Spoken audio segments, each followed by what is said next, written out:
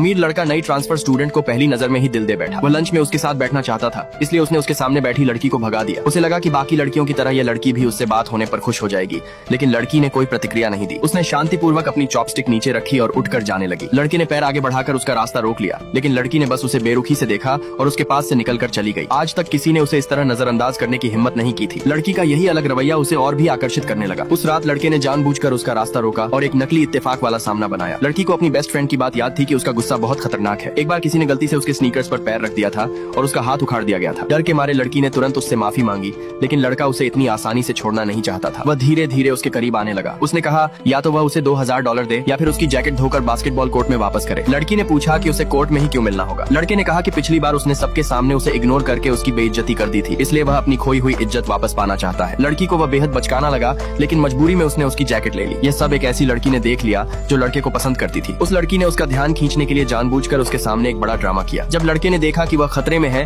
तो वह बिना सोचे उसकी मदद करने दौड़ पड़ा, लेकिन इस चक्कर में वह खुद मुसीबत में फंस गया। इत्तेफाक से उसी वक्त वह लड़की वहाँ से गुजर रही थी। उसने उन दोनों गुंडों पर चिल्लाकर कहा कि उसने पुलिस को बुला लिया है। ये सुनते ही दोनों डरकर बिना पीछे देखे भाग गए। लड़की तुरंत नीचे झुकी और लड़के की चोट देखने लगी। उसने देखा कि उसकी हथेली कट गई है, तो उसने अपने बालों की रबड़ निकालकर खून रोकने की कोशिश की। लड़के को उम्मीद नहीं थी कि इतनी नाजुक दिखने वाली लड़की उसकी मदद करेगी। अब वह उसे और भी ज्यादा पसंद करने लगा। जब लड़की जाने लगी तो उसने जल्दी से उसका नाम पूछा, लेकिन लड़की ने अपना नाम बताने से मना कर दिया और वहाँ से चली गई। एक दिन लड़का बास्केटबॉल खेल रहा था, तभी उसे बिल्ली के बच्चे की म्याऊं सुनाई दी। वह आवाज के पीछे गया और देखा कि एक छोटे बिल्ली के बच्चे की टांग घायल थी। ये देखकर उसे अपना बचपन याद आ गया। जब वह छोटा था उसने भी एक बिल्ली को बचाया था, लेकिन उसकी सौतेली माँ ने उसे घर लाने से मना कर दिया था। उसने लड़के का मजाक उड़ाते हुए कहा था कि उसकी माँ मर चुकी है और अब उसे बचाने वाला कोई नहीं है। बचपन की यह घटना उसके दिल पर गहरा घाव छोड़ गई थी। वह बिल्ली की मदद करना चाहता था, लेकिन उसका फोन बंद हो चुका था। तभी वह लड़की वहाँ आ गई। मेडिकल स्टूडेंट होने के कारण उसने एक नजर में समझ लिया कि बिल्ली के बच्चे का घाव संक्रमित हो चुका है। साधारण पट्टी करने के बाद उसने कहा कि बिल्ली को एंटीबायोटिक इंजेक्शन की जरूरत है। फिर वह लड़के और उस बिल्ली के बच्चे को स्कूल की लैब में ले गई। जो लड़की लड़के को पसंद करती थी